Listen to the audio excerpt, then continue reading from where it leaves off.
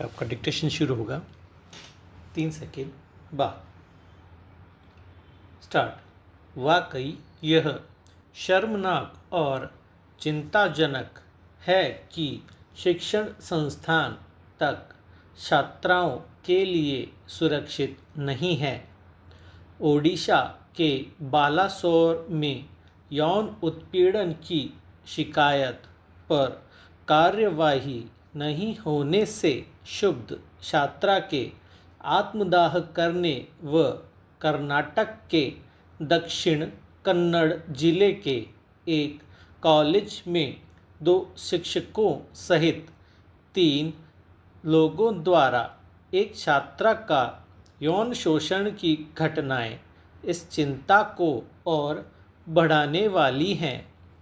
इस तरह की घटनाएं आए दिन सामने आती हैं और कई मामलों का तो पता नहीं चल पाता है।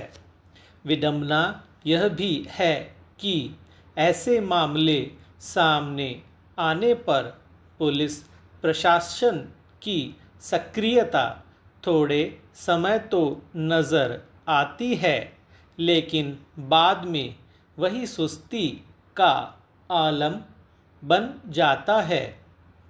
बालासोर के मामले में विरोध प्रदर्शन जारी है।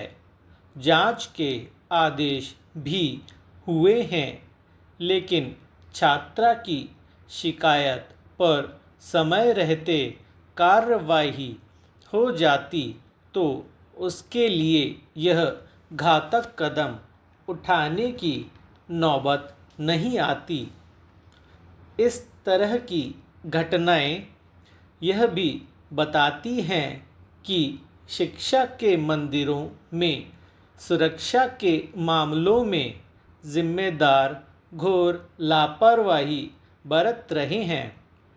बालासोर कॉलेज की छात्रा तो कई सप्ताह से अपने विभागाध्यक्ष की शिकायत तक कर रही थी। जिम्मेदारों की सुनवाई न करने से व्यथित होकर हताशा में वह आत्मदाह करने को मजबूर हो गई।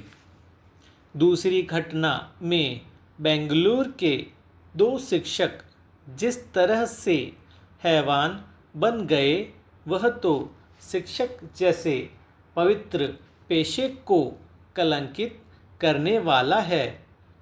बेंगलुरु में नोट्स के बहाने छात्रा को बुलाकर शिक्षकों द्वारा रेप करने का यह मामला हो या फिर IIM कोलकाता के छात्रावासों में यौन उत्पीड़न का मामला हो, ये शिक्षा मंदिरों की पवित्रता को भंग करने वाले हैं।